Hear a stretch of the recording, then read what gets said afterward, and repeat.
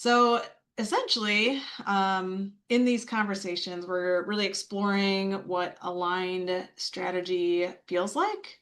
So in business and marketing, just how it feels when you're working with natural energy versus going against it. So today, welcome. We're diving into something that shows up in really every part of life, not just business. And more specifically, talking about three centers of wisdom: the head, the heart, and the gut, and how honoring each one helps us move through not just this holiday season, but particularly this holiday season, our work and our lives with steadiness and clarity. So I'm super excited to have Tina Andrews here with me today.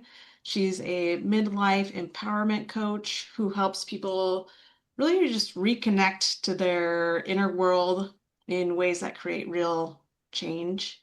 So whether you run a business, have a corporate career, or are navigating a personal transition, her work really applies to all of it. So Tina, welcome. And let's just start right at the foundation. So, can you walk us through those three centers of wisdom, the head, heart, and gut, and what each one of those offers?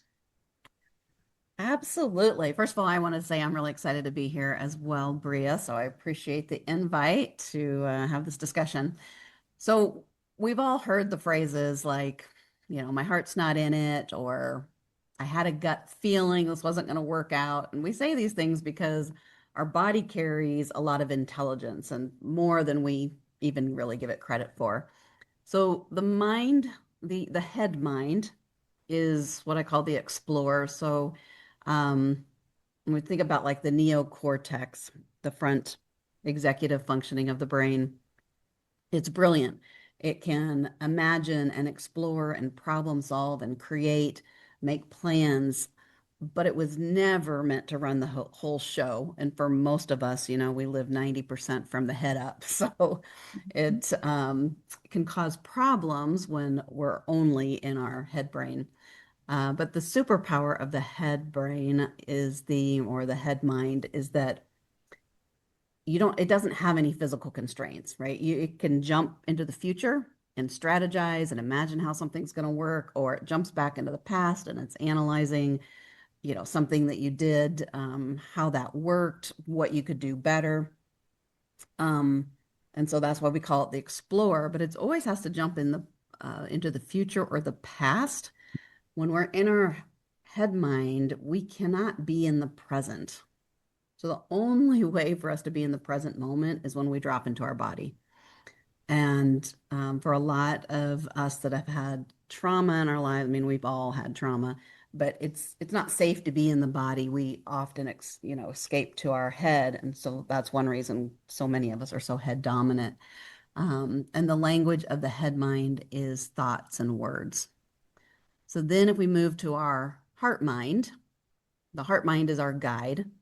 And the heart is often overlooked in practical decision making, but it is an incredibly wise center. So this is our emotional intelligence, our empathy, our trust building. It's what aligns your work with your values and your relationship decisions. So the gift of the heart is the our intuition. And it's that inner knowing that shows up, but usually only shows up when we're willing to get quiet and listen. It's that the head and the gut can be overbearing, but the heart's the one that stays quiet until we really get quiet ourselves to listen to that. And the language of the heart mind is feelings and emotions. And then when we move to our gut mind, it is the protector. So the gut is primal. It's not concerned with logic. It's not concerned about being polite at all. All it is doing is scanning for safety at all times. So the gift of the gut mind is its instinct. It allows us to react extremely quickly. So if you think about a child touching a hot stove, right? Just in an instant, they'll pull their hand away without thinking. That's the gut brain and the instinct. And we all get it when, something just doesn't feel right, something feels off, and we can't really explain why. That's the gut. So the language of the gut is patterns and impulses. So this includes Like the fight, flight, freeze, fawn, all of the what I want to say, the systems, as far as regulating our nervous system, those are all part of the gut. So each of these three centers, right? So the head mind is the explorer, the heart mind is the guide, and the gut mind is the protector. And so each center is brilliant on its own, but we want them to all be talking to each other and to have alignment with each other. Because when one is super dominant and we're not listening to the other pieces, this is when we sabotage ourselves. This is when we spin out. This is when we're stalling, procrastinating, all those things. Um, so when the head mind is leading, this is where we have the overthinking, the overfunctioning, we get exhausted, disconnected from everything. When the heart mind leads and we're not paying attention to the other centers, we may lose ourselves.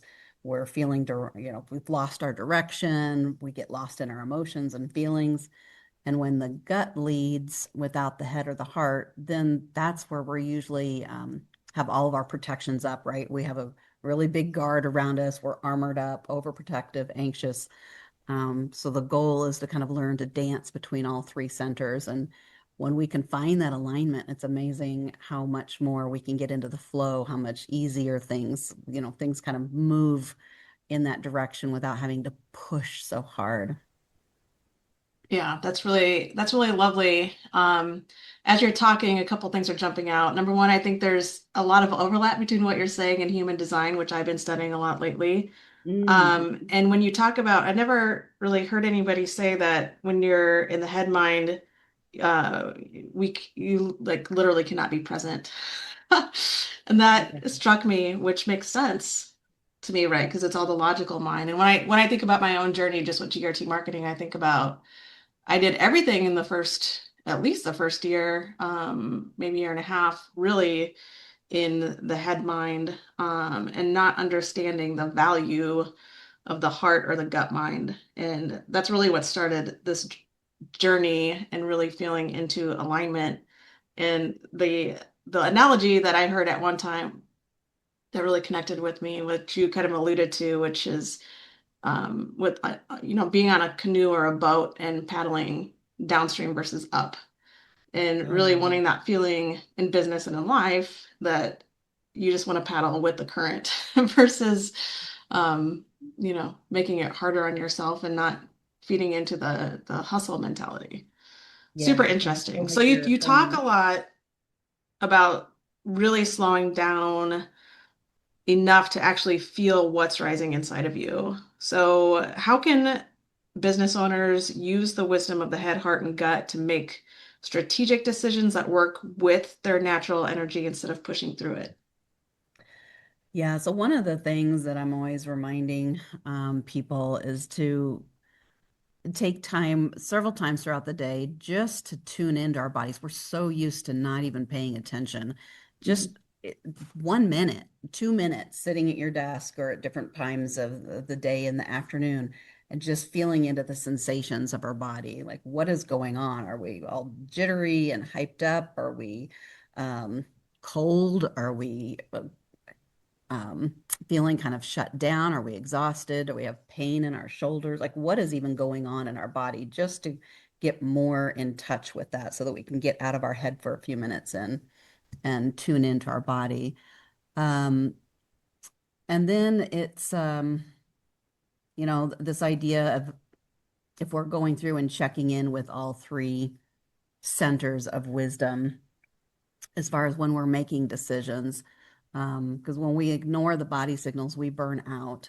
But when we partner with all three centers of the body, then our decisions become clearer. So, like, what that would look like in business would be as far as going. So, if we go to the head mind first, this is what we're pretty good at already, right? What are the facts? What's the strategies? What are the options?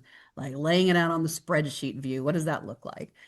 But then if we're going into our heart center and we're looking at that, then we're asking questions like, does this align with my values? So whether you're, I don't know, thinking about rolling out another service in your business or a different division or doing something new, it may look good on paper, like, oh, this could be another way to bring in some extra money. But does it feel meaningful to you? Does it align with what your mission is and your purpose, and what's the impact on the team or the customers or the, strategic partners you're working with? Um, because that is what's going, when our heart's not in it, everything, like you were talking about the stream, right? It feels like you're moving upstream when your heart's not in it. Mhm. Um, so then with the gut mind, that has to do all with safety.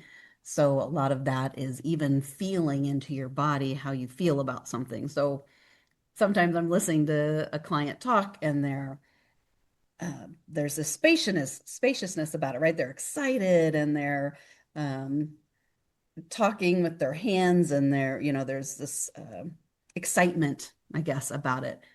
That is showing that there is this safety about it. On the contrast of that, when people are feeling closed off or bracing, that even tucks into the nervous system regulation. But this idea of when your body feels closed down or bracing, that is kind of a good signal that maybe maybe this isn't a good idea. Like your body is talking to you, you just need to listen to it. Um, and so questions would be like, do I need to pivot? Do I need to pause and look into this further? Different things like that. Um, and sometimes it's our body maybe wanting to say no, but doesn't mean that it's a bad decision, but it feels unfamiliar. It feels risky. It doesn't feel safe. So, you have to kind of work through the nuances of that. Um, Yeah, that can be tricky, right? Finding that balance between does this not feel good because it makes me uncomfortable and I need to stretch myself, or is yes, this just not right for me? right. Yep. And actually, with the work that you do in marketing and such, the safety probably comes up with a lot of your clients because part of that safety is the fear of being seen. Hmm. And right, especially for solopreneurs, small business owners, we're the face of our business. And so being out on social media, going to networking events, getting out there and meeting people, for a lot of us, that is not very comfortable. And I know you've said that you're an introvert, and that's my story too. And you're really having to work with that nervous system Yeah. so that you can feel more safe in your body so that you can allow that. But I know that's a big sticking point for a lot of entrepreneurs. Yeah, for sure. And getting maybe a little creative about the way in which we experiment with strategies. Like I talk to my clients a lot about, I can give a lot of tips on marketing foundations and like you said, do this on social media or don't do this, or let's talk about email marketing, whatever. But at the end of the day, if it doesn't feel good, then that's a different discussion and we can switch the sweat strategy up. Or just like you're talking about the those of us who are introverted and networking is scary, let's think of some other ways to do that, to create deeper relationships so that we get over that, you know, the heart, mind, and the gut mind Yeah, response in a way that feels good. for sure. Yeah, it's interesting. So you work with people in all kinds of life stages. So some are running businesses, some in corporate, and some navigating personal transitions. What have you noticed about how our inner world shows up everywhere? So not just in life, but in work and business too. Yeah, there's a lot of similarities, right? Our patterns don't change just when we walk into the office or when we meet with somebody or working with other employees. If you are accustomed to avoiding conflict at home, guess what? It's going to show up in your work environment.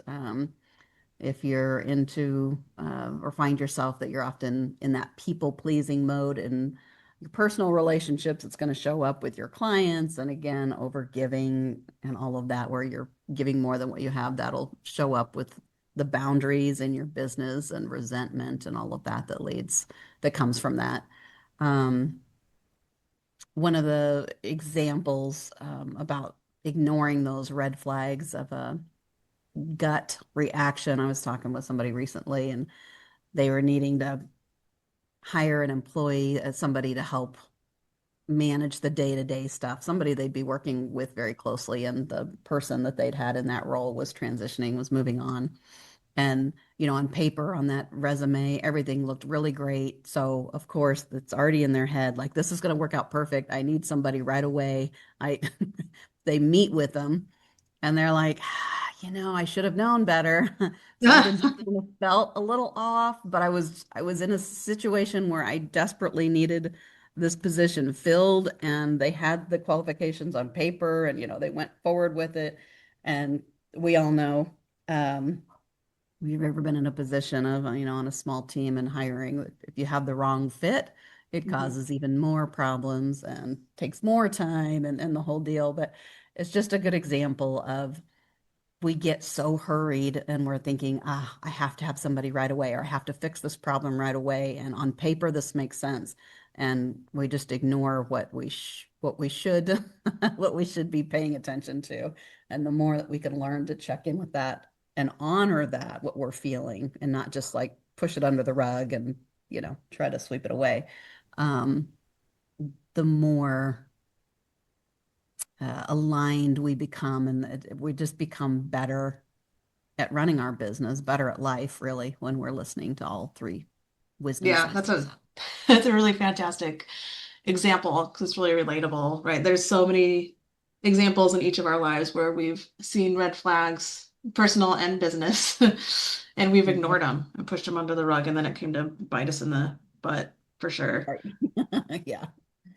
So from your perspective, what changes then when somebody starts making decisions from a regulated, connected place instead of that place from stress or pressure? So how does that ripple into the way they work, lead, or show up in business or in their career? Yeah. I mean, from a really high level, it relates back to what you're talking about, floating downstream versus trying to paddle against the current all the time. But um, uh, business owners, leaders, entrepreneurs, whatever you want to say, people, when we don't lead from that urgency and instead we lead from clarity, there's a lot of things that change. So we're able to have more presence, for one thing, like just showing up. And I think that's one thing that gets discounted. There's a lot of power when you're able to show up with business partners, employees, you know, those relationships really feel strengthened when you can show up with presence and feel empowered, and you're not scattered and running in a million different directions, when you can actually make time. And even when you're working on your own stuff and your own projects and stuff, you get into that flow. So there's a lot more clarity when all those pieces are aligned. There's a lot cleaner boundaries. There's better energy management. So as far as, I think we're hearing a lot about this now, about how important it is to rest, how important it is to honor our body. And, we can't just go, go, go. And this environment in this world that we're in right now certainly wasn't really designed for our bodies, as far as being on alert all the time, with always being pinged and having all the stuff coming at us. Um, but also the less reactivity, where you're able to respond intelligently, respond in a manner that's appropriate, versus that reactiveness that we get into when we're in that urgency or in panic mode or any of that. So, um, yeah, just so many things shift, feeling more grounded, more intentional when we're able to make decisions from a more regulated place. Yeah, that makes a lot of sense. And the good news is I do feel like, more and more people are talking about this and understanding the importance. And again, that reminds me of human design when you're talking about, responding versus initiating. And that's a big deal for a ton of the population. So almost rewiring ourselves to not only understand that, but really embrace it and live it, is a big deal. And we kind of alluded to it in the beginning, but we haven't quite touched on it. Something in the air right now, of course, are the holidays and the extra pressure and chaos, that comes with that. Mhm. Do you have any, and we talked about just kind of taking a couple minutes throughout the day to kind of slow down, but anything in particularly as we go into this craziness of the holidays and the pressures of kind of doing all the things for ourselves and our families and getting our businesses wrapped up and all that kind of stuff. Any tips there? Yeah, I mean, I think it's just honoring ourselves. And like you said, when we're checking in with ourselves several times a day, again, we're talking 60 seconds, but I know it's almost like you have to put it on your bathroom mirror and then your car and stuff just to get used to doing that. But the world's not going to fall apart if you don't make it to one party or one, gathering that you had said you were going to be at. And we really do need to honor what's going on with us.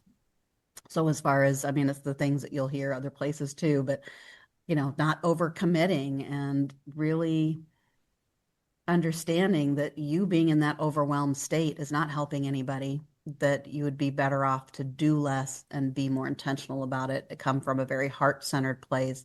You're going to have better connections as far as with relationships, whether it be family members and friends, kids, coworkers, business partners, if you're able to show up in a calm, regulated state versus just being right scattered and all over. So just really taking time to honor what you need. You know, uh, so many of us are over givers and always putting everybody else's needs first. Um, but having those Yeah. hard conversations with people, being willing to go there and to say, I want to do that. I just can't. What can we pare down? Those kinds of things. So yeah, comes back to honoring yourself. Yeah, I think that's a great tip because acknowledging that, I mean, especially as women, I feel like we put a lot of pressure on ourselves to do what we feel like we need to do or be where we feel like we need to be. But at the end of the day, we're not doing those places or those people any favors by showing up when we really don't want to be there or don't feel aligned with whatever that thing is. So I think that's a really, I think, powerful way to look at it. It's kind of a selfless um, approach. Yeah. And the ripple effects, if you're showing up in a way that's um, you say something that you don't really mean, or you're short with your kids, or you say things just don't go well when we're super stressed, and it just causes more and more problems. So, Right. Yeah, yeah. absolutely. All right. Well, this has been awesome. This has been a really, really grounding conversation. I very much enjoyed it. So if you guys want to go deeper into this work, Tina actually has a retreat coming up post-holidays called Light Within the Shadow. So again, perfect reset, kind of after the holidays, a soft, really spacious weekend to really intentionally slow down and reconnect and realign. I know Tina also does retreats throughout the year, sometimes in really fabulous locations. This one coming up is in Omaha, Yeah. but Tina, do you want to talk a little bit about your retreats in general? The retreat that's coming up January 16th through 18th, right here in the heart of Omaha, we're going to be diving into this a little bit about this inner alignment. And I'm saying this is not about resolutions. This is about restoration and taking time to reflect and thinking about what you want maybe in the coming year. But it's a different idea than just going full force and pushing and achieving. That's not that type of environment at all. And all my retreats are small groups of women, so 8 or 10 women, so you really have a chance to connect with others and share things and feel heard and seen. And it really creates a beautiful space. So usually about every other to third month, I'm doing a local retreat, which is just a weekend from usually Friday at 6 o'clock to Sunday at noon. And then several times a year, I also do like 5 day retreats done on the Outer Banks of North Carolina or down on the Florida coast that are obviously more in depth, but also require more time and more investment. So, but those are fabulous and so fun. And I love being around the water. So I always strategically place those retreats near the ocean or on water somehow. Heck yeah, yeah, that's healing and clarifying in and of itself. I Yeah. mean, anytime you can get together with a group of women with a with a brilliant leader like yourself. I mean, it really is just life changing in that way. So that's awesome. So you all Yeah. those retreats and dates as you add them throughout the year are on your website. Yep. CoachTinaAndrews.com. And then I also have it on Instagram. It's the same as Coach Tina Andrews. And this is the last thing I'll say about retreats. One of the things I love about those is the fact that, we're doing some heavy work. There's tears that come, but at the same time, we're having a lot of fun. So we get to mix that so you don't get so bogged down in the heaviness of things. It's a really great way to do some of the hard work, but also feel that lightheartedness and that play and that joy that we all crave. Yeah, I love that. That's awesome.